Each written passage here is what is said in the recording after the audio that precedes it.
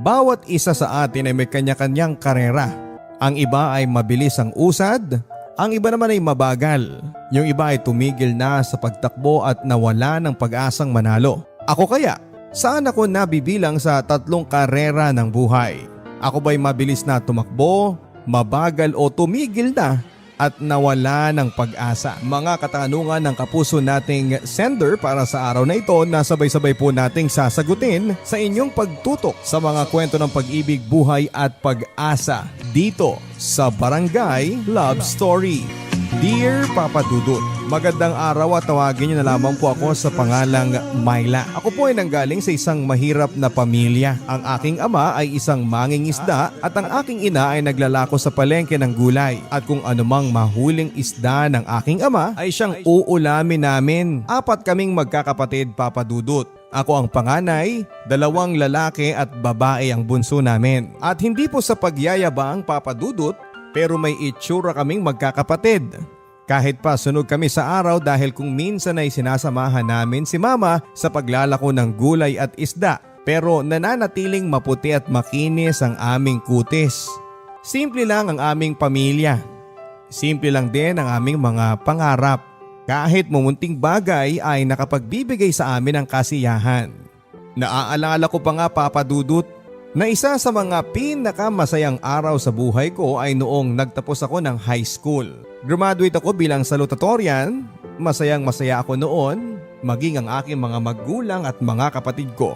Kahit wala kaming kapera-pera ay naghanda si mama ng pansit, kakanin at nagkatay sila ng 5 manok. Bata pa lamang ako ay alam ko na ang hirap ng buhay. Lagi kong naririnig ang aking mga magulang na nag-uusap kung paano nila maiaahon ang buhay namin. Isa sa mga malimit kong marinig kay tatay ay ang mapaganda ang aming bahay. Kahit na bungalow man lang.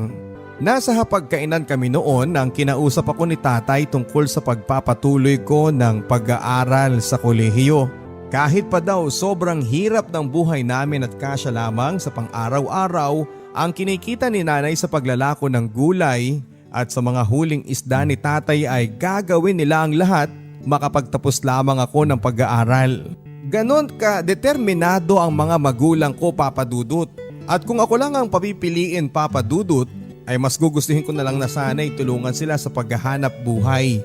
Pero tama naman ang rason ni tatay na mas makakatulong ako sa kanila kapag nakapagtapos ako ng pag-aaral. Isang gabi bago ako lumuwas para makapagpa-enroll ay nakita ko si tatay na nasa ilalim ng puno ng mangga. Nilapitan ko siya at naupo ako sa tabi niya. Tay, ano pong iniisip ninyo? Magalang na tanong ko. Nilingon ako ni tatay, Papa Dudut, sa may akbay sa akin na may ngiti sa kanyang mga labi. Iniisip ko lang, anak, na magkukolehiyo ka na. At nakikinita ko na ang tagumpay ng pamilya natin. Puno ng pag-asang sabi ni tatay. Napangiti din ako sa ideyang iyon at na-imagine ko ang sarili ko na nakamit na nga ang tagumpay. Alam mo anak, nung bata pa ako pangarap ko maging isang abogado. Pero mahirap lang ang buhay namin. Kaya walang nangyari. Mahirap pa kami sa daga at walang sapat na pera para gastusin sa pag-aaral ko. Kaya nga elementary lang ang natapos ko. Kaya naman kahit man lang sa inyong mga anak ko ay matupad ang mga pangarap ko sa buhay. Pagbabalik tanaw ni tatay. Salamat tay. Pangako ko po sa inyo, tutuparin ko po ang mga pangarap nyo. Nakataas pa ang kamay ko at puno ng pag-asang sabi ko kay tatay. Anak, tama yan. Alam mo kasi kapag nakapag-aral ka, magagawa mo lahat. Yung walang kahit na sinong yuyurak sa pagkatao mo. Hindi ka pwedeng tapak-tapakan ng ibang tao.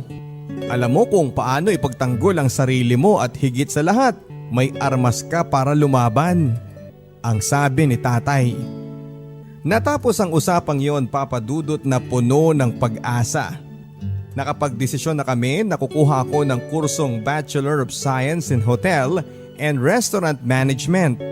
Kinaumagahan, maaga kaming nagbiyahe ni nanay para mag-enroll sa isang universidad sa probinsya.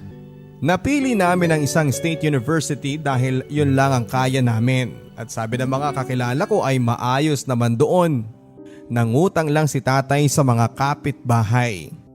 At sa awa naman ng Diyos ay nakakuha ko ng scholarship, Papa Dudut. Dahil salutatorya naman ako. Nalibre noon ang kalahati ng tuition ko. Binayaran na rin namin ang natirang kalahati para daw allowance na lang ang problemahin sa mga susunod pang araw. At bago matapos ang araw ay nakapaghanap kami ni nanay ng boarding house sa likod ng eskwelahan. Pinili namin doon na maghanap para hindi na ako magpamasahe pa. Umuwi din kami kaagad ng araw na yon. At habang wala pang pasok ay tumulong muna ako kay nanay sa paglalako ng gulay at isda. At sa paraang yon, Papa Dudut, ay maipapakita ko sa kanila ang aking lubos na pagpapasalamat. Nang sumapit naman ang pasukan ay hinatid ako ni nanay at tatay sa aking kasera. Dala-dala namin noon ang lahat ng gamit ko. Bumili na rin kami noon ng second hand na cellphone para may magagamit kami, lalong-lalo na kapag emergency. Bago sila umalis ay katakot-takot na paalala ang iniwan sa akin ng aking mga magulang. Mag-aral kang mabuti anak ha, isipin mo ang hirap ng buhay natin. Paalala ni tatay. Oo anak, huwag ka munang makipagligawan ha, may tamang panahon para sa pag-ibig na yan. Umiwas ka muna sa pakikipagbarkada, baka mapabayaan mo ang pag-aaral mo. Sunod naman na paalala sa akin ni nanay. Opo, pangako ko po sa inyo, tatapusin ko po ang pag-aaral ko. Nakangiti namang sagot ko sa kanila. Marami pang iniwang paalaala ang mga magulang ko bago sila umalis. Naiyak pa nga ako noong ilang minuto pa lang silang nakakaalis. Dama ko kasi, Papa Dudut, na mag-isa na lamang ako. Palibas ay nasanay ako na nandyan lagi ang mga magulang ko na umaalalay sa akin. Mabuti na lang at marunong ako sa mga gawaing bahay. Lalo na sa pagluluto. Kaya nga BSHRM ang kursong kinuha ko. Nakagaanan ko naman kaagad ng loob ang mga ka-boardmates ko, lalong-lalo na si Ate Jen na kakwarto ko. Napakabait niya at napaka-maalalahanin. Parang kapatid ang turing niya sa akin. Malayo kasi siya sa pamilya niya na nasa Batangas, kaya naman wala siyang masyadong kakilala. Nagkatrabaho siya bilang cashier sa isang hotel. Maayos din ang unang araw ng klase namin. Marami akong mga naging kaibigan. Karamihan sa mga classmates ko ay puro babae, kaya madali lang silang pakisamahan. Iilan lang ang lalaki at ang ilan pa ay mga binabae. Maayos naman ang unang linggo ng klase, Papa Dudut. Nakapag-adjust na ako sa pamumuhay sa lungsod. Natutunan ko na rin noon ang mag-isang pumunta sa plaza at hindi na ako takot na tumawid sa kalsada. Sa pagdaan ng mga araw at buwan ay lalo akong naging kampante sa lungsod. Nagkaroon na rin ako noon ng mga barkada, karamihan sa kanila ay mga kaklase ko. Isang gabi, nagaya silang mag-inuman daw dahil birthday ni Cathy, isa sa mga 4 na magbabarkada. Nung una ay natakot ako, Papa Dudut, dahil hindi ko pa nararanasan na uminom at natakot din ako na baka makarating sa mga magulang ko. Pero nakarinig ako ng salita sa mga kabarkada ko. Ano ka ba naman, Myla? Ang KJ mo naman eh, ngayon lang naman eh. Ang sabi ni Jenny, isa sa mga pinakapasaway sa mga barkada. Oo naman, para ka namang Santa. Hindi bagay sa'yo, Neng. Di na uso ngayon yan. Wala ka na sa panahon ni Maria Clara. Ang sabi naman ni Cathy. Tawa na noon ang buong barkada sa mga sinabi ni Cathy. Sa huli ay napapayag nila ako na sumama sa kanila. Nagpunta kami sa apartment ni Cathy. Walang tao doon dahil umuwi ang mga kasamahan niya. Nag-inuman nga kami, Papa Dudut. Hindi ko inaasahan na ganun pala ang mga kabarkada ko. Grabe sila kung tumagay at parang wala nang bukas. Talo pa nila mga sanggano sa kanto. Napasubo na rin ako noon. Sa gitna kasi ng inuman ay naririnig ko pa rin ang salitang KJ. Kaya sinabayan ko na rin sila. Ramdam ko noon ng hilo at pangangapal ng balat ko nang may kumatok sa pintuan. Dali-daling binuksan ni Cathy ang pintuan at nakita ko ang 4 na lalaki na nakangiti. Agad na niyakap ni Cathy ang isang lalaki at nakipag-appear sa mga ito. Guys, boyfriend ko si Jay. Pakilala ni Cathy sa lalaki niyakap niya. Hi, eto nga pala mga barkada ko, si Ruben, John at si Mike. Pakilala naman ni Jay sa mga kasamahan niya. Meet my friends too, si Jenny, si Rose at Myla. Single yung mga yan. Humagighik pa ng tawa si Kathy. Nakipag-shake hands ang mga lalaki noon sa amin. At kahit may tama na ako ng alak ay ramdam ko ang pagpisil ng isang lalaki na nagngangalang Mike sa mga palad ko. Nagulat ako sa ginawa ng lalaki kaya tinignan ko siya ng diretsyo. Pilyo ang mga ngiti noon sa akin na animoy nagpapakyut. Magagalit na sana ako sa kapreskohan niya nang mapansin ko ang itsura niya. Hindi siya nagpapakyut papadudot dahil hindi na niya kailangang gawin yon. Inborn na kay Mike ang pagiging cute. Moreno si Mike, may kalakihan ang kanyang pangangatawan pero fit at sa tansya ko ay nasa 19 pa lamang siya. Mga nasa 5'8" ang kanyang height, medyo mahaba ang kanyang buhok, parang buhok ng mga bida sa Korean telenovela. Cool ang forma niya papadudot. Naka-cargo shorts lang siya at isang body-hugging na shirt. Kinikilig ako sa mga pahiwatig na yon ni Mike pero hindi ko pinahalata. Nagkunwari akong hindi apektado pero lalo pang sumidhi ang mga nararamdaman ko nang umupo siya sa tabi ko. Nakasalampak lang kami sa sahig noon at sa pag-upo niya sa tabi ko ay nagtatama ang aming mga tuhod. Patay mali siya pa rin ako noon kahit na noong nararamdaman kong titig ng titig pa rin siya sa mukha ko. Dumaan pa ang ilang minuto at tipsy na kaming 8. Iba na rin ang aming mga kilos. Lalo na ang magkasintahan na sina Kathy at si Jay na umexit na sa kumpulan at nagpunta sa kwarto na nasa tabi ng sala. Samantalang sina Jenny at Myra naman ay nakikipagharutan na kina Ruben at John. Awkward para sa akin ang moment na yon lalo na't nakakahalata na akong titig ng titig sa akin si Mike. Ipinagpatuloy ko na lamang papadudot ang paglaklak ng paglaklak at pagpasak ng lechong manok para maikubli ang pagkabog ng puso ko sa mga titig ni Mike. Maya-maya pa ay tumayo na ang 4 naming kasamahan. Naiwan kami ni Mike sa sala. Ramdam ko noon ang pangangapal ng mukha ko na epekto ng nainom ko. Nararamdaman ko na rin ang hagod ni Mike sa bato ko.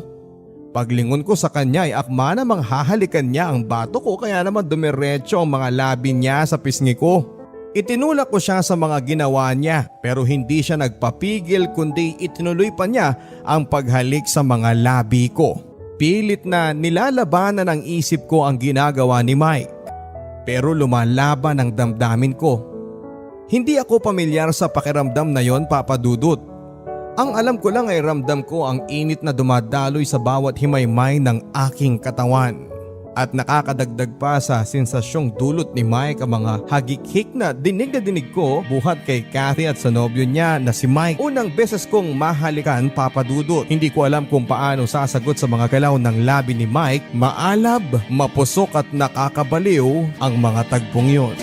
Kung saang bahagi ng katawan ko dumapo ang mga kamay ni Mike. Ewan ko kung bakit ako nagpapaubaya. Para akong papit na pinapagalaw ng kung sino. Isang iglap lang ay hawak na ni Mike ang mga kamay ko. Sa pagkagulat ko ay bigla akong napatayo. Mistula akong binuhusan ng malamig na tubig at nang mahimasmasan ay nagtatakbo ako papunta sa labas ng apartment nila Kathy. Sa labas ay nadatnang kung may kanya-kanya ng pwesto ang mga kasamahan namin. At may ginagawa pang milagro. Hindi ko na alam ang gagawin ko noon kung tatakbo ba ako paalis ng apartment kung saan ay mapanganib o kung babalik ako sa loob kung saan ay may mapanganib na bagay na kanina lang ay nahawakan ko pa. Habang nasa ganon akong sitwasyon ay narinig kong may mga nagsalita sa loob ng bahay. O pare, para kang natalo sa sabong ah. Ang boses ni Jay na may kasamang pangangantsaw. Oo nga pare, natakot eh. Sagot naman ni Mike. Narinig ko din noon ang hagikhik ni Kathy. Doon na ako naglakas ng loob na bumalik sa loob. Wala naman na siguro ang kinakatakutan kong bagay. Mukha ng pagkadismaya ang nakita ko kay Mike pero lakas loob pa rin akong umupo ng sofa na kinakaupuan niya na parang wala nang nangyari. Maya-maya pa isa-isa nang pumasok ang mga kasamahan namin na maluluwag ang ngiti. Nakita kong nakapulupot pa sina Jen at Myra sa mga partners nila at talagang walang pakundangan ang pagpapakita nila ng affection sa isa't isa. Ngunit nang mapansin nila ang malungkot na ekspresyon ng mukha ni Mike ay naging formal na sila. Sa kabila noon ay wala nang nagtanong dahil alam nila ang sagot. Nakita naman nila akong lumabas ng pinto. Natapos ang gabing yon na walang imik si Mike hanggang maghiwalay na kami ng landas. Kinabukasan ay nagising ako sa isang tawag na galing sa cellphone ko sa isang unregistered number. Hindi ko sinagot ang tawag dahil inaantok pa ako. Sinubukan ko na lang na bawiin muli ang tulog ko pero tumunog na naman ang cellphone. May nag-text base sa message alert ng tone nito. Kahit pupungas-pungas ay binasa ko na lang ang nilalaman ng mensahe. Galing yon sa parehong numero na hindi ko nasagot. Galing yon kay Mike. Ang sabi sa mensahe ay magkita raw kami sa plaza. Nag-reply ako at sinabi kong walang rason para magkita kami pero nag-reply muli siya na kapag hindi daw ako nakipagkita sa kanya ay hindi na niya ako kukulitin kahit kailan. Sa isip ko ay tama lang ang desisyon kong hindi na magpakita sa kanya. Hindi ko na lamang nireplyan ang mensahe ni Mike. Maya-maya pa tumunog muli ang cellphone ko at sabi ng text ay eksakto alas 8 raw ng gabi ay hihintayin niya ako sa harap ng palengke. Napaisip ako saglit pero firm pa rin ang desisyon kong hindi na siya siputin pa. Pumasok ako sa klase ng araw na yon na pilit na winawaksi ang tungkol kay Mike. Ngunit pagsapit ng alas 7 ay abordo na ako. Namalayan ko na lang ang sarili ko na naghahanda na para sa pagkikita namin. Eksakto alas 8 ng gabi nang dumating ako sa tagpuan namin ni Mike. Nakita ko siyang nakatayo sa harap ng plaza. Hanggang tenga ang ngiti niya noon. Kabado naman ako noon lalo na at wala akong karanasan sa pag-ibig. Sinalubong ako ni Mike at hinawakan niya kaagad ang kamay ko sabay para ng tricycle. Sumakay nga kami ng tricycle ni Mike. Narinig ko pa silang nag-uusap ng tricycle driver. "Saan kayo pare?" tanong ng mamang tricycle driver kay Mike. "Diyan lang boss, sa hotel na pinakamalapit." Walang anumang sagot ni Mike. Nagulat ako sa sinabi ni Mike. Aatras na sana ako pero tumakbo na ang tricycle. Napapikit na lamang ako sa isipin sa mga maaaring mangyari sa amin. Ilang sandali pa ay nasa loob na kami ng kwarto ng hotel. Kabadong-kabado na ako noon lalo na noong binuksan niya ang TV kung saan ay eksaktong naghahalikan ng dalawang bida sa pelikula. Lumang pelikula yon kung saan ay pinagbibidahan ni Joyce Jimenez at Albert Martinez. Ang pelikulang Scorpio Nights. Mainit ang tagpo sa pelikula. Walang pakundangan kung maghalikan ng dalawang bida. Tahimik lang ako noon habang nakaupo sa kama samantalang si Mike naman ay nagtatanggal na ng pantalon at t-shirt. Boxer shorts na lang noon ang natitirang suot niya. Hindi pa rin ako makatingin sa kanya dahil naaasiwa ako sa itsura niya. Pinipigilan ko din noon ang sarili ko na mapadako ang tingin sa suot niyang boxers. Kasalukuyan na noon ang eksena sa pelikulang Scorpio Nights sa tagpong kumakain ng dalawang bida ng tsokolate at kung saang-saang bahagi ng katawan ng babae nakapahid ng tsokolate. Hindi ko na matagalan ng eksenang yon kaya napatayo na ako para pumunta sa banyo pero hinila ako ni Mike. Sa lakas ng pagkakahila niya sa akin ay pumaimbabaw ako sa kanya dahilan para hindi na ako makapalag na sakupin niya ang aking mga labi. Mabilis ang kilos ni Mike, mistulang sinasabayan niya ang aksyon ng kasalukuyang nangyayari sa dalawang bida sa pelikula. Ilang saglit lang ay nakayakap na siya sa akin ng mahigpit. Napapikit na lamang ako nang simulan niyang tanggalin ang botones ng blouse na suot ko. Oo, Papa Dudut. Hindi katulad noong una kahit lango ako sa ala ay nakapagpigil pa ako dahil ng gabing yon ay bumigay na ako kay Mike. May nangyari sa amin at ang kinakatakot ko noon ay baka magbunga. Sa gitna ng pag-iisip ko ay bigla na lamang akong napatayo mula sa kama. Dali-dali akong nagbihis at kahit na anong pigil ni Mike ay lumabas pa rin ako ng kwarto. Hindi niya ako nasundan dahil wala siyang suot noon. Mag-aalas 10 na noon ng gabi at walang katao-tao sa daanan pero wala akong takot na naglakad. Kung saan ako tutungo, hindi ko alam. Malayo-layo na rin ang narating ko. Pagod na rin noon ang mga binti ko at namamanhid na. Patuloy pa rin ako sa paglakad. Nang bigla akong nakarinig ng malakas na pagbagsak ng kung anong bagay malapit sa kinakatayuan ko. Isang motorsiklo ang sumalpok sa puno ng akasya. Ilang metro lang ang layo. sa kinakatayuan ko. Pagkatapos noon ay narinig ko ang ungol ng isang dugoang lalaki na nakahandusay sa paanan ng isang wasak na motorsiklo. Agad kong nilapitan ng lalaki. Nang kapain ko ang kanyang pulso ay mahina na ang pintig nito. Kahit na sobrang takot ako noon ay nagawa ko pang mag-isip ng tama. Tinanggal ko muna ang backpack na suot ng lalaki. Kasunod noon ay ang pagkatanggal ko ng punit-punit niyang t-shirt. Kumuha ako ng tela noon saka itinali sa ulo niyang dumudugo. Malakas ang pagdurugo noon at halos buong mukha niya ay natakpan ng dugo. Napansin ko rin noon ang ilang sugat sa kanyang mga braso kaya yun din ang sinunod kong talian. Sinubukan kong kausapin ng lalaki pero ungol lang ito ng ungol. Kasabay ng paghingi niya ng tulong, tulungan mo ako. Malakas na rin ang buhos ng ulan noon nang makasigurado akong naampat ko na ang pagdurugo ng ulo niya. Dahil sa tinali kong tela ay naghintay na ako ng dadaang tricycle. Nagtagal pa ng ilang minuto ang paghihintay ko dahil walang dumaraan. Gabing-gabi na kasi noon at umuulan pa. Ilang minuto pa ang lumipas ng isang tricycle ang tumigil sa harapan ko. Sinabi kong tulungan niya kami noon. Noon naman ay nakita niya ang misteryosong lalaki. Nakasandal sa puno. Walang tanong na bumaba ang mama sa tricycle at magkatulong naming binuhat ang lalaki para isakay sa kanyang tricycle. Dinala namin ang lalaki sa pinakamalapit na ospital. At sa emergency room ay inasikaso naman siya ng mga doktor at mga nurse. At kahit na hindi ko kilala ang lalaki ay lubos ang pag-aalala ko sa kanya. Halos 2 pulgada kasi ang nakita kong laki ng sugat niya na malapit sa kanyang kilay. Hawak-hawak ko noon ang backpack ng lalaki. Nang may narinig akong tunog mula sa kanyang bag, binuksan ko ang bag at nandoon ang cellphone ng lalaki at may tumatawag na ang pangalang nakarehistro ay mama. Hello anak? Nasaan ka? Gabing-gabi na. Boses ng isang babaeng galing sa kabilang linya.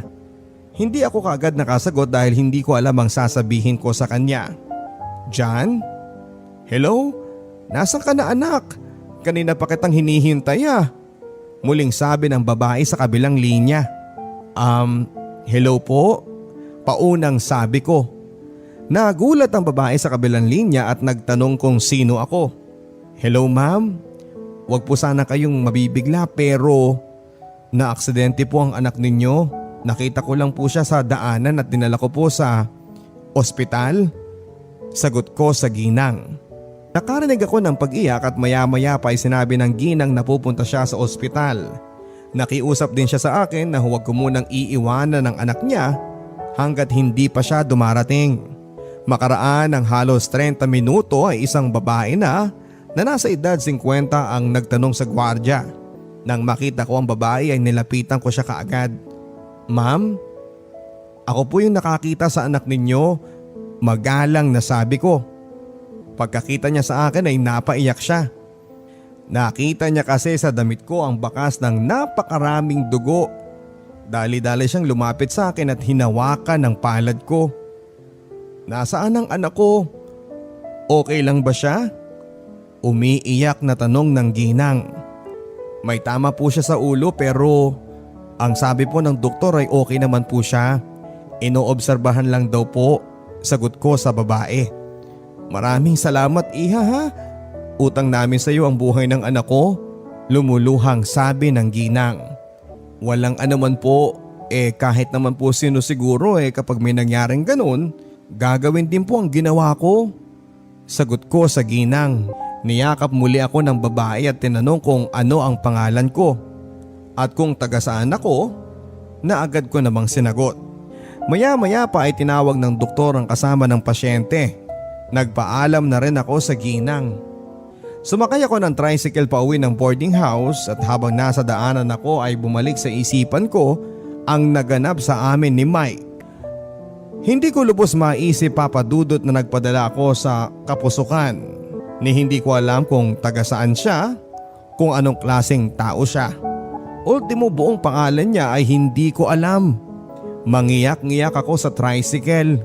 Gusto kong tawagan si Mike pero natatakot ako na hindi ko alam ang sasabihin ko matapos ko siyang basta na lang iwanan sa hotel. Ang takot ko noon ay baka iwasan niya ako. baka galit siya sa pag-iwan ko sa kanya. 2 araw ko pa lang siyang kilala pero nahulog na ang loob ko sa kanya. Nakatulugan ko ng gabing iyon ng pag-iisip. Kinaumagahan ay naalimpungatan ako sa ring ng cellphone ko. Si Mike ang agad na pumasok sa isipan ko kaya dali-dali kong kinuha ang cellphone ko sa ibabaw ng aking cabinet. Ngunit hindi si Mike ang tumatawag kundi ang aking ina. Nagdalawang isip akong sagutin ang tawag dahil sa nagawa kong kasalanan. Pero tumunog muli ang cellphone. "Anak, kumusta ka na dyan?" Boses ni mama. "Okay lang ako ma," mahinang sagot ko. "Oh, parang matamlay ka. Umiinom ka ba ng gamot?" Nag-aalala na sabi ni mama. "Wala to ma, kagigising ko lang." "Ah, ganun ba? O sige, nagpadala kami ng tatay mo ng allowance mo at ilang gamit na pangkusina. Kunin mo mamaya sa terminal ha?" sabi ni mama. Maya-maya pa'y boses na ni papa ang narinig ko. "Anak, mag-aral ka dyan ng mabuti ha. Iwas ka na muna sa mga barkada. Lalong-lalo na sa mga lalaki. Pangaral ni tatay." Naiyak na ako noon dahil hindi ko nagawa ang mga pangaral sa akin ng aking mga magulang. Bago pa man nila mahalata ang pag-iyak ko ay nagpaalam na ako at nagsabing maaga pa ang pasok. Kalbaryo ang mga sumunod na araw, Papa Dudut, dahil wala man lang akong natanggap na tawag o text man lang galing kay Mike. Kapag tinatawagan ko naman ay unattended ang number niya. Nahihiya naman ako magtanong kay Kathy kung kumusta na si Mike. Wala kasi silang alam sa mga nangyari sa amin. Hindi na ako nakapag-focus noon sa klase ko. Lagi kong iniisip ang maaaring ibunga ng kapusukan ko, lalo na at hindi ko pa mahagilap si Mike. Wala akong balita sa kanya. Kapag may lakad ng barkada ay sumasama ako. Nagbabaka sakaling makita ko si Mike pero tanging si Jay at 2 barkada na lamang niya ang nakakasama namin. Ilang araw pa ang dumaan hanggang umabot ng buwan, ngunit wala pa rin akong balita kay Mike. Hindi ko pa rin matawagan ng number niya. Isang madaling araw ay nagising akong bigla dahil biglang humilab ang aking sikmura. Dali-dali akong bumangon ngunit ilang metro pa lang ang naihahakbang ko ay umikot na ang paningin ko. Mabuti na lamang at nagising ang kakwarto kong si Ate Jen at inalalayan ako.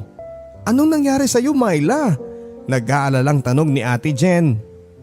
Hindi ko masagot, Papa Dudut, ang mga tanong niya dahil bukod sa hilong-hilo ako ay hindi ko rin alam kung ano ang nangyayari sa akin. Makalipas ang ilang minuto ay nawala na ang pag-aalab ng aking sikmura at pagkahilo. Inalalayan ako ni Ate Jen pabalik sa higaan ko. Naiiyak na ako noon dahil iba na ang kutob ko. Pero nananatiling tikom ang mga bibig ko kahit na noong kinukulit ako ni Ate Jen na magsabi ng totoo. Tahimik lang ako hanggang sa iwan niya ako at bumalik na siya sa kanyang pagtulog. Ako naman ay hindi ko mapigilang mapaisip. Paano na kapag nangyari na ang kinakatakutan ko? Paano ito tatanggapin ng mga magulang ko? Nakatulugan ko na nga ang pag-iisip at tanghali na noong magising ako. Dumaan ang mga araw, lagi kong napapansin sa sarili ko ang malimit kong pagsuka sa madaling araw. Hindi na rin ako dinadatna ng dalaw ko kaya naglakas loob na akong bumili ng pregnancy test. At nanlumo ako, Papa Dudut, sa mga natuklasan ko. 2 linya ang lumabas mula sa dictator box ng pregnancy test. 2 guhit, buntis ako. Napaupo ako noon sa sahig ng banyo sa natuklasan ko. Paano na ako ngayon at paano ko ipapaalam sa pamilya ko ang aking pagbubuntis? Napakaraming pangarap ng mga magulang ko para sa akin at kayod kalabaw sila sa paghahanap buhay para mapaaral lamang ako. Pero anong ginawa ko? Nagpadala ako sa tukso. Matagal akong nakasalampak sa sahig ng banyo habang humahagulhol. Saka lang ako tumayo nang may kumatok na. Dali-dali ako naghilamos para hindi nila mahalata ang pag-iyak ko. Hindi ako pumasok ng araw na yon at di na mapakali maghapon. Buntis ako at ni hindi ko alam kung nasaan ang taong nakabuntis sa akin. Tanging pangalan lang niya ang alam ko at hindi ko alam kung saan siya nakatira. Nadatnan ako ni Ate Jen na umiiyak. Hindi siya nagtanong at niyakap niya ako ng mahigpit. Iyak lang ako ng iyak at ipinagtimpla ako ni Ate Jen ng gatas at pinahiga para daw mahimasmasan ako. Kinaumagahan, Papa Dudut, ay nagdesisyon ako na umuwi sa bahay namin. Maglalakas loob akong sabihin sa mga magulang ko, Papa Dudut, ang kalagayan ko sapagkat sila lang ang matatakbuhan ko. Dasal ko lamang noon na sana'y maintindihan nila ako. Nadatnan ko si Papa na nag-repair ng kanyang lambat. Awang-awa ako sa itsura niya. Kubot na ang kanyang balikat kahit nasa 40 lang siya. Gulat siya noong makita niya ako at hindi niya inaasahan ang dating ko. Agad akong lumapit kay tatay at yumakap ng napakahigpit. Nagtaka siya sa inasal ko kaya hinarap niya ako. Anak? May problema ba? Nag-aalalang tanong ni Papa. Nakita ko din noon si nanay na lumabas ng bahay namin. Umiiyak na ako noon. Lumapit sa amin si nanay at inalo ako. Bago pa ako tuluyang mawalan ng lakas ng loob, naghihintay ang mga magulang ko ng aking isasagot. Tay, Nay, patawad po. Buntis ako. Lumayas ka dito, babae ka. Wala kang utang na loob. Tay, patawad po. Patawad. Hindi ko po sinasadya. Hindi sinasadya. Tay, Nay, patawad po. Umalis ka na, Myla. Hindi mo man lang naisip ang sakripisyo namin ng tatay mo. Nakakahiya ka, Myla. Lumayas ka sa harap ko at huwag ka na magpapakita sa akin kahit kailan. Wala na akong anak na katulad mo. Hindi ka namin kailangan dito. Layas! Galit na sigaw ni tatay. Si nanay naman ay matatalim ang titig sa akin. Wala na akong nagawa noon, Papa Dudut, lalo na noong makita ko si tatay na humawak na sa kanyang dibdib. Umiiyak ako noon habang pumunta ng daan at agad akong pumara ng masasakyan pabalik sa aming kasera. Iyak pa rin ako ng iyak noon hanggang sa hindi ko na namalayang nakatulog na ako sa sasakyan. Isang tapik ang gumising sa akin, ang katabi kong pasahero dahil nakarating na kami ng terminal. Umuwi ako sa boarding house na punong-puno ng hinagpis. Hindi ko na alam ang gagawin ko, Papa Dudut. Napansin ako ng mga ka-boardmates ko at nag-usisa, ngunit hindi ko sila sinagot. 2 araw nang hindi ako nakapasok noon dahil sa matinding depresyon. Isang umaga ay nagising ako na parang may nakamatsyag sa akin habang tulog. Pagmulat ng mga mata ko ay nakita ko si Ate Jen. Nakangiti siya sa akin. Kumusta na ang pakiramdam mo? Tanong niya. Hindi ako nagsalita noon, Papa Dudut, pero noon pa man ay tumulo na ang luha ko. Myla, kung may problema ka, magsabi ka lang. Andito ako para sa'yo. Alam ko naman yung pinagdadaanan mo kahit na hindi mo man sabihin. Bumangon ako sa higaan at niyakap si Ate Jen. Isang mahigpit na yakap ang sinagot niya sa akin at kahit papaano ay nabawasan ang bigat ng dibdib ko. Naikwento ko sa kanya ang lahat, ang kalagayan ko, ang pagtakwil ng aking mga magulang at ang katotohanang nawawala ang lalaking nakabuntis sa akin. Umiyak na rin si Ate Jen noon dahil sa matinding awa. Hindi daw niya ako pababayaan, so suporta raw siya sa akin. Payo sa akin ni Ate Jen ang ipagpatuloy ko ang pagbubuntis ko, ganun din ang aking pag-aaral. Ganun nga ang ginawa ko, Papa Dudut. Mabuti na lamang at nabayaran na ang buong tuition fee ko. Allowance na lang ang poproblemahin ko. Patapos na rin ako noon ng first semester. Natapos ko naman ang buong semester sa tulong ni Ate Jen. Siya ang nagbibigay sa akin ng allowance ko sa pang-araw-araw. Napakabait ni Ate Jen. Siya at ang sanggol sa sinapupunan ko ang dahilan kung bakit ko nilalabanan ang mga pagsubok sa aking buhay.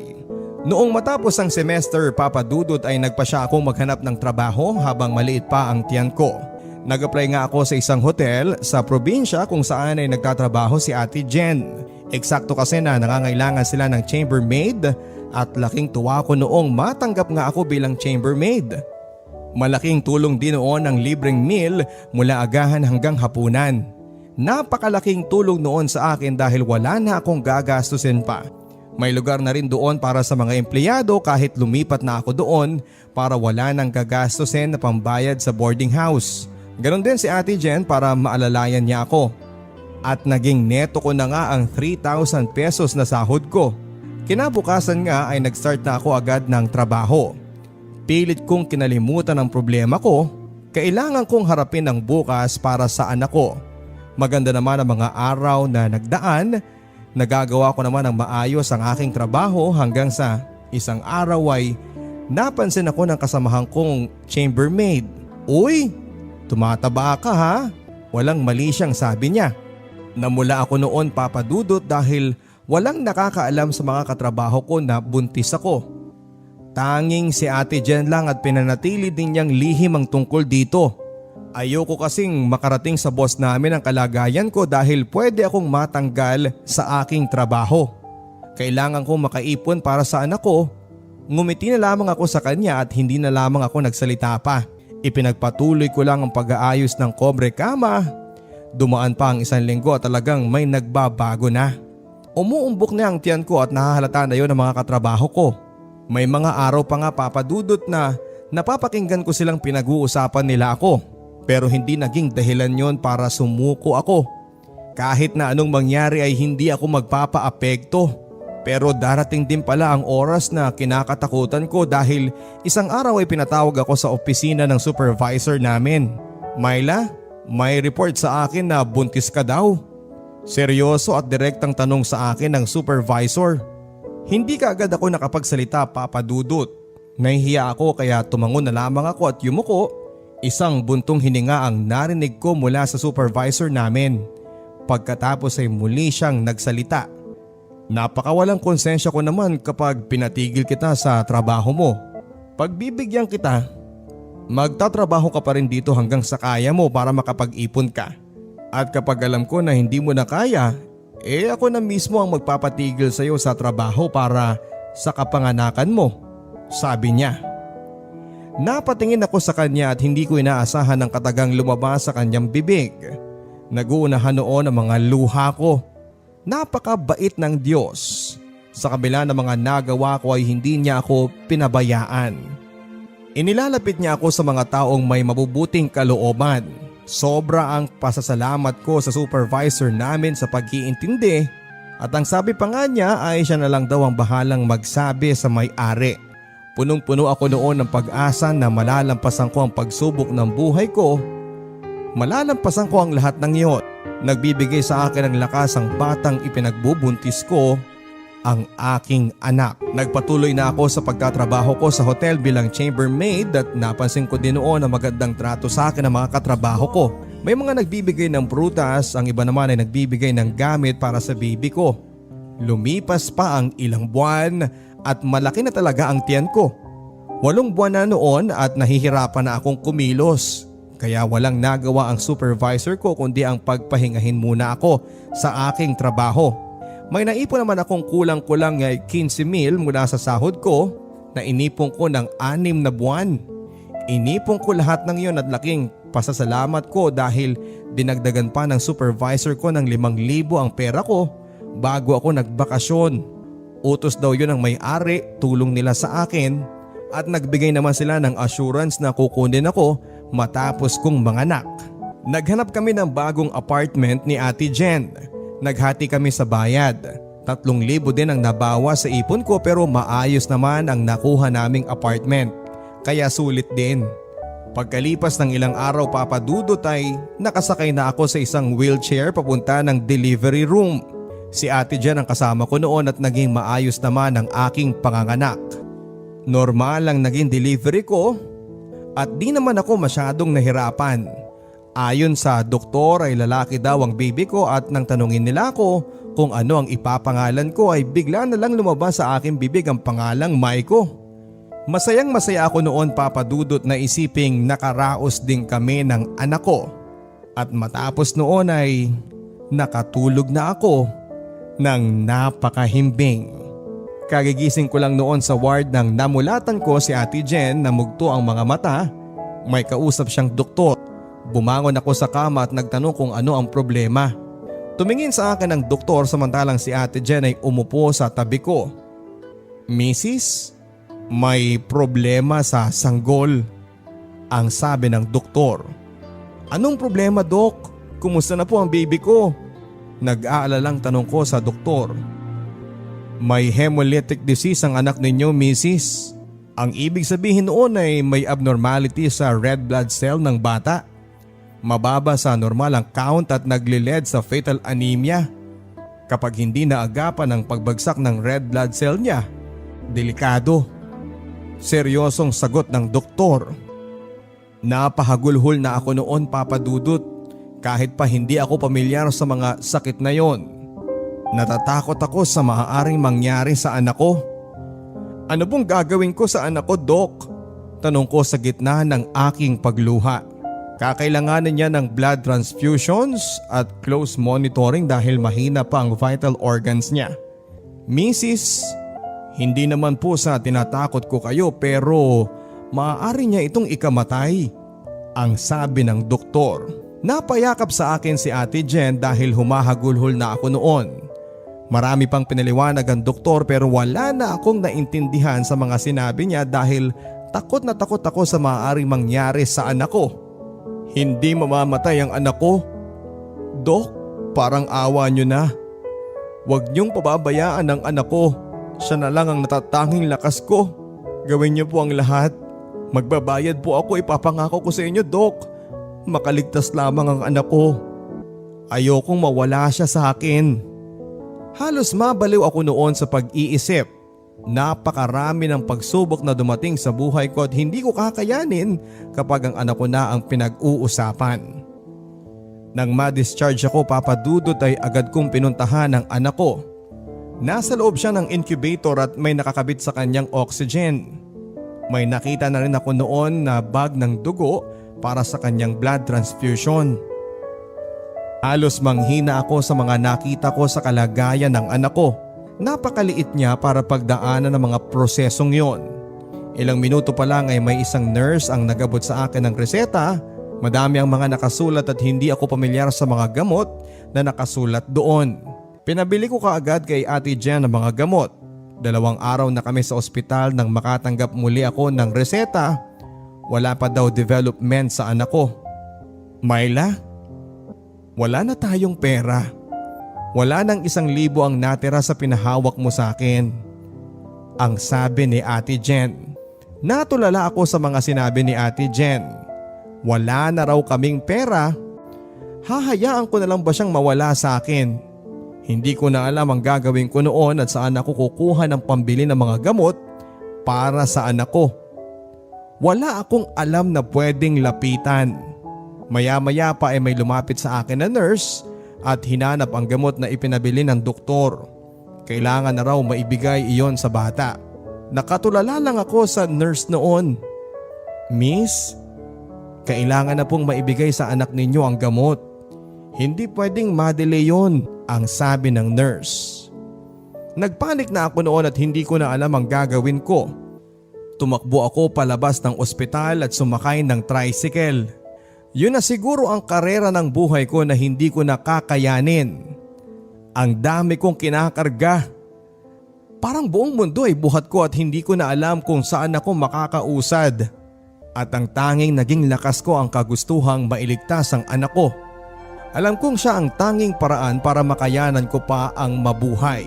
Ganon pala ang pakiramdam, Papa Dudut, kapag anak na ang pinag-uusapan. Gagawin mo ang lahat para sa kanya. Kailangan kong mag-provide ng pera sa loob ng ilang oras.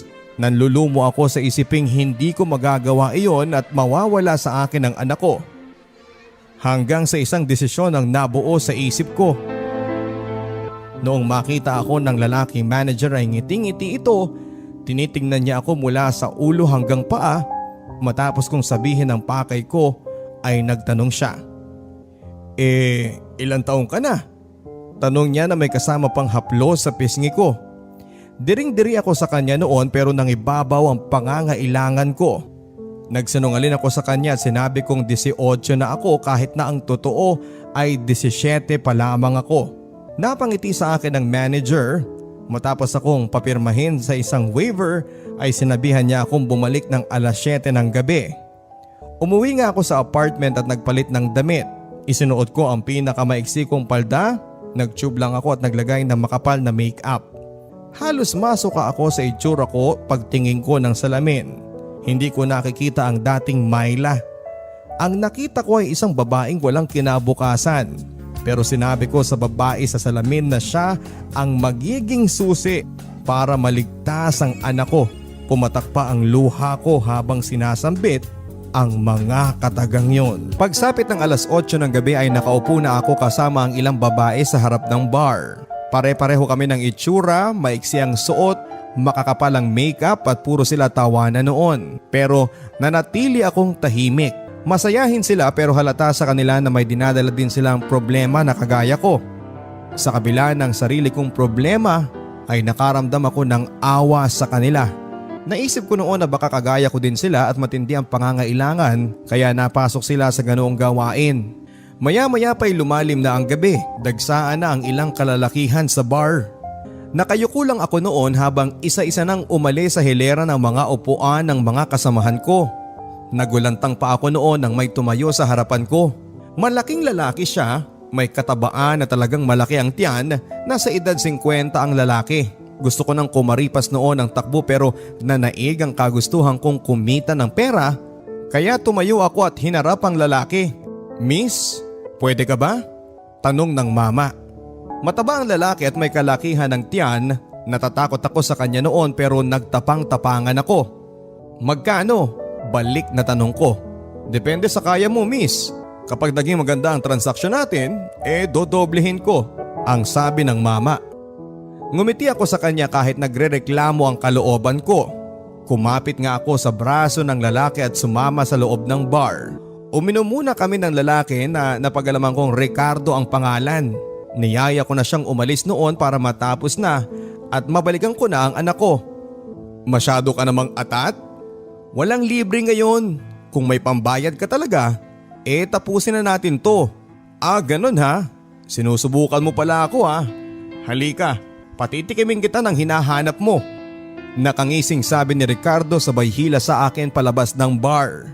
Sumakay kami sa kanyang bagong-bago na kotse. Habang nasa daanan ay dasal ako ng dasal na sana'y patawarin ako ng Diyos sa gagawin ko.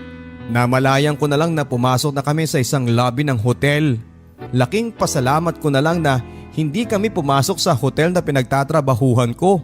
Nakayuko lang ako nang mag-inquire si Ricardo sa rate ng kwarto. Pagkatapos ay sumakay kami sa elevator. Sa elevator pa lang ay hinalikan na niya ako. Buo na ang loob ko noon sa mga mangyayari. Tanggap ko na noon ang kapalaran ko. Ilang saglit pa ay nasa loob na kami ni Ricardo ng kwarto. Pagpasok sa kwarto ay siniil na ako ng halik ni Ricardo. At halos mapunit na ang damit ko sa pagmamadali niya. Nang eksaktong mag-ring ang cellphone ko. Hindi niya yon pinansin pero nawala ako sa focus kaya napatingin ako sa bag ko sa ibabaw ng kama. Nagpapatuloy pa rin siya sa ginagawa niya. Pero ako naman ay tuluyan ang nawala sa focus. "Ano ba? Akala ko pa gusto mong kumita ng pera." Galit na sigaw ni Ricardo. "Gusto ko nang tapusin natin to." Naiiritang sabi ko sa kanya. At akmang sisilin na niya ako ng halik nang mag-ring muli ang cellphone ko at nawala na ako sa focus.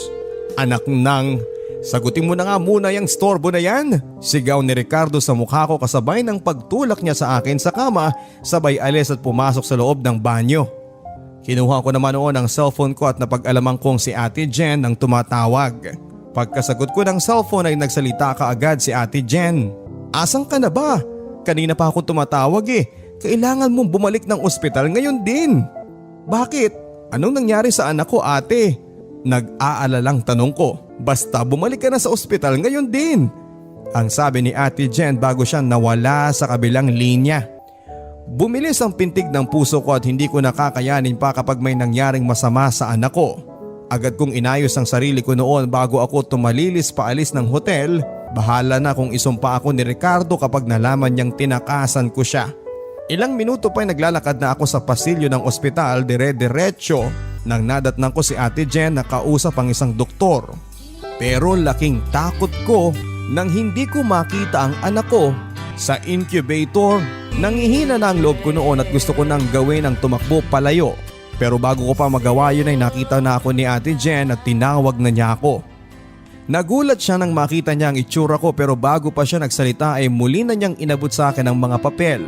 Puro resibo yun ng gamot na nagkakahalaga ng humigit kumulang 8,000. Napamaang na lang ako noon kay Ate Jen nang magsalita siya.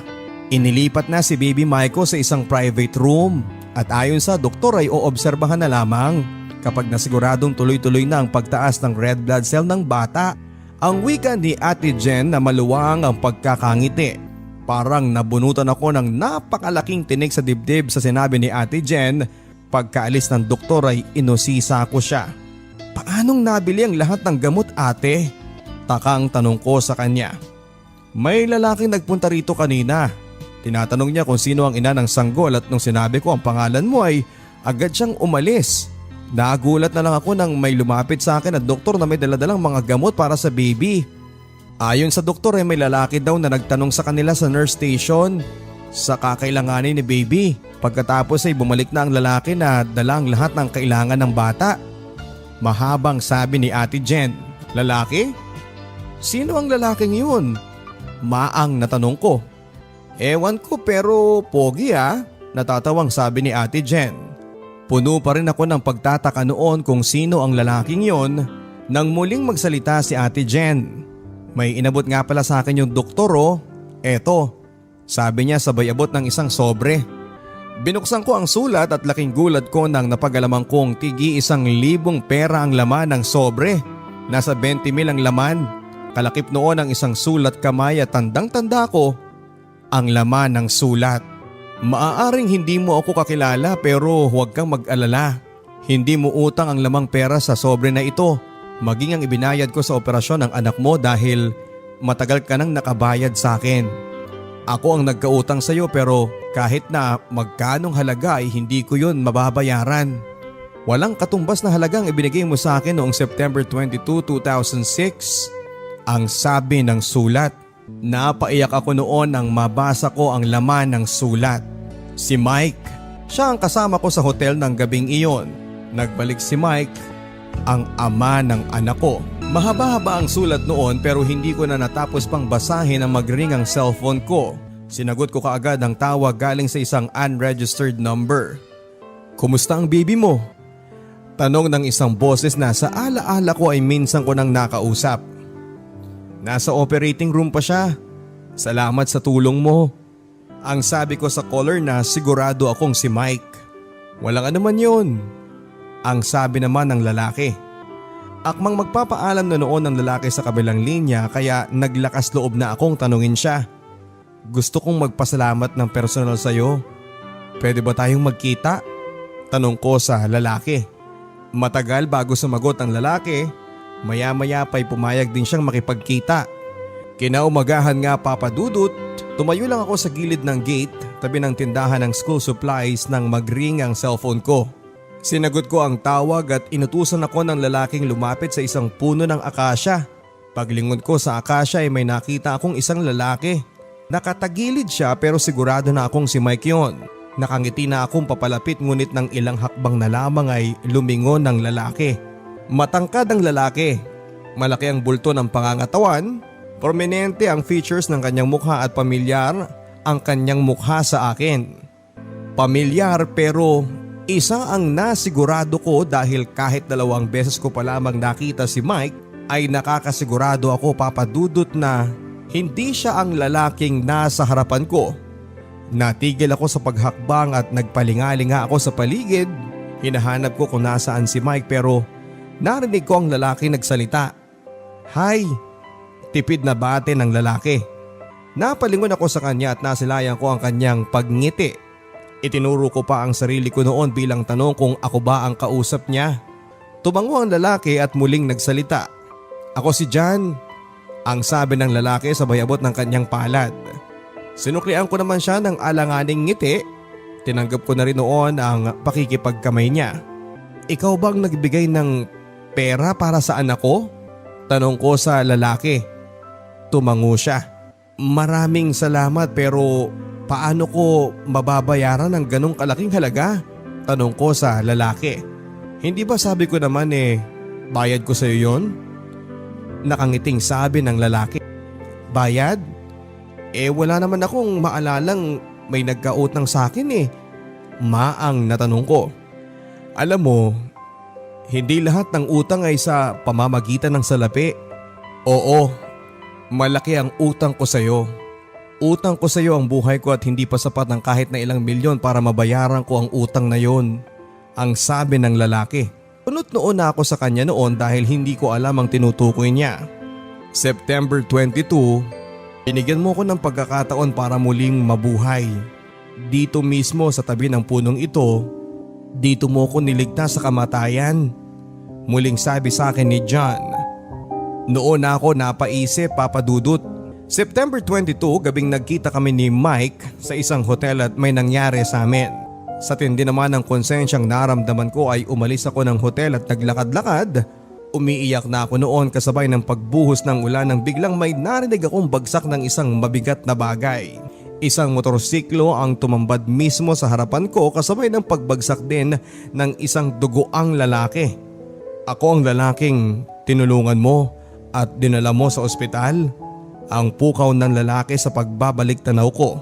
Napatingin ako sa lalaki at napansin ko nga ang halos 2 pulgadang peklat malapit sa kilay niya. Siya nga ang lalaking naaksidente na dinala ko sa ospital. Ikaw yun? Hindi makapaniwalang sabi ko. Oo, ako yun. Kung hindi dahil sa'yo, baka matagal na akong kakosa ni kamatayan. Pagbibiro ng lalaki. In fairness natawa naman ako sa joke niya. Matapos naming magkwentuhan ay nagaya pa si John na kumain sa isang restaurant. Pumayag naman ako, Papa Dudut. Kakaiba si John at nahalata ko din ng kakaibang trato niya sa akin na parang matagal na niya akong kakilala. Sa ilang minuto naming magkasama ay parang may iba akong naramdaman. Masarap na pakiramdam yon. Para akong ipinaghehele sa ulap. Pagkatapos naming kumain ay niyaya ko din siya sa ospital. Ipinakilala ko siya kay Ate Jen at animoy nakarinig ng isang romantic movie nang marinig niya ang kwento ko. Ibinaliwala ko lang ang palipat-lipat na mga tingin niya noon sa amin ni John. Mabilis ang naging development ni Baby. Lumipas ang 1 linggo at nakauwi na kami ng anak ko sa apartment. Kasama namin noon si John na siyang umalalay sa amin ng buong linggo. Sa sandaling panahon ay nakilala ko na ang pagkatao ni John. Isa siyang civil engineer at noong gabing nailigtas ko siya ay despedida sana niya papunta ng Saudi pero yun nga, naganap ang aksidente. Nakapag-decide na rin siyang hindi tumuloy at tinanong daw niya ang mama niya kung ano ang nangyari. At nang mapag-alaman niyang isang babae na nagngangalang Myla ang tumulong sa kanya, doon na siya nakapag-decide na hanapin ako nang lumabas siya ng ospital. Nahanap naman daw niya ako at siya ang kumausap sa may-ari ng hotel na huwag akong tanggalin sa trabaho. Magkaibigan daw kasi sila at kinausap din daw niya ang supervisor na sabihing huwag akong bibigyan ng sama ng loob ng mga katrabaho ko. Dalaman ko rin siyang nagbigay ng karagdagang 5,000 na ibinigay sa akin ng supervisor namin. Noon pa man ay tinutulungan na pala ako ni John. At noong napag-alaman daw niya sa supervisor namin na nasa ospital kami ng anak ko ay nagmadali siyang puntahan kami. Napakadakila ni John at sa mga nalaman ko ay hindi ko napigilan na mahulog ang loob ko sa kanya. Pero hindi ko muna in-entertain ang nararamdaman ko dahil nagpapagaling pa ang anak ko at isa pa ay kapapanganak ko lang. 4 na buwan matapos ang bangungot sa buhay ko ay nagpaalam si John na aalis siya papunta ng Saudi. Nalungkot ako noon pero bago siya umalis ay may sinabi siya sa akin. Mahal daw niya ako at gusto raw niya na pakasalan ako. Dahil mahal ko naman si John ay sinagot ko siya at sa kabila kasi ng pagiging dalagang ina ko ay tanggap niya ako. Choosy pa ba ako?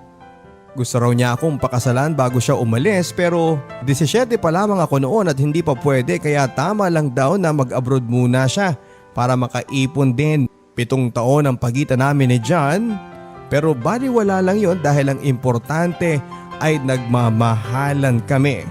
Bago siya umalis papunta ng Saudi ay ipinakilala niya ako bilang girlfriend sa kanyang mga magulang. Tuwang-tuwa noon ang mama ni John at tuwang-tuwa din ang papa ni John kay baby Maiko. Napakasaya ng araw na yon, Papa Dudut.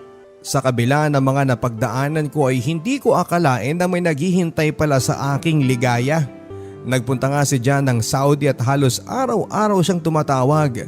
Sinusuportahan niya kami ng baby Maiko ko at maligayang-maligaya ako noon, Papa Dudut. Nakahanap ako ng lalaking tatanggap ng pagkatao ko at may baby akong super cute. Pero isang araw ay nagising ako na parang may kulang pa sa buhay ko. Kaya isang desisyon ang nabuo sa isipan ko. December 27, 2007, bumiyahe kami ni baby Maiko papunta sa probinsya.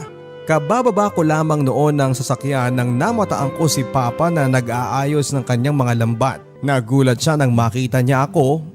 Karga-karga si baby Maiko.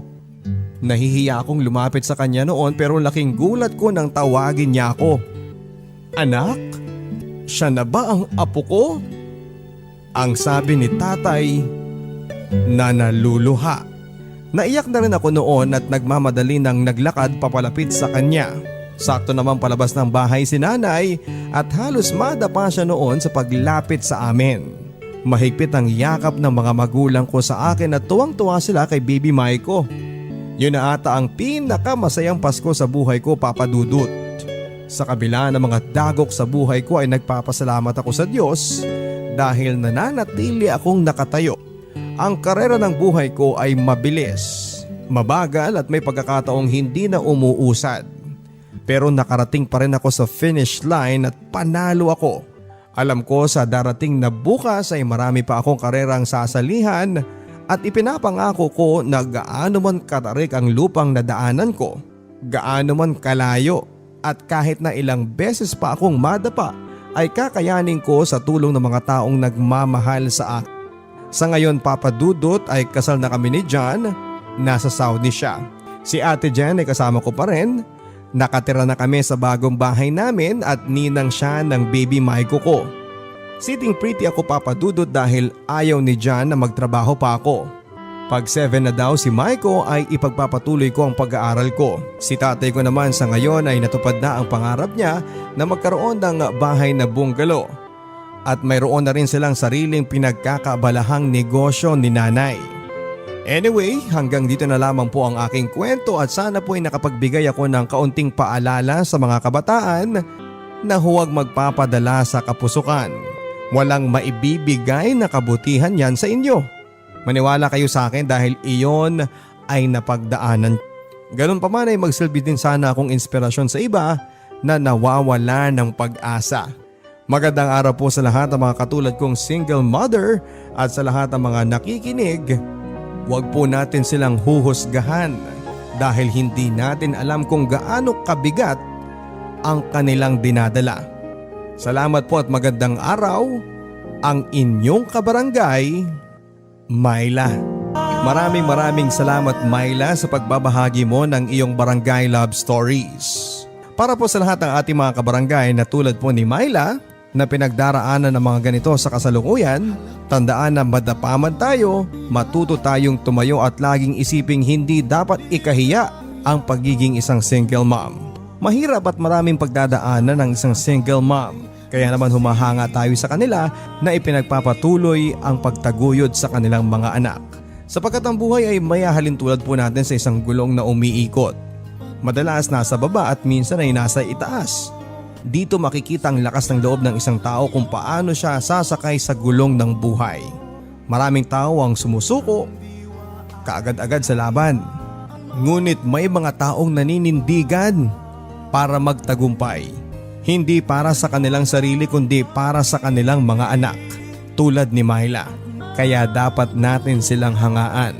Hanggang sa muli mga kapuso, ako po si Papa Dudut, nakasama ninyo sa mga kwento ng pag-ibig, buhay at pag-asa dito sa Barangay Love Stories.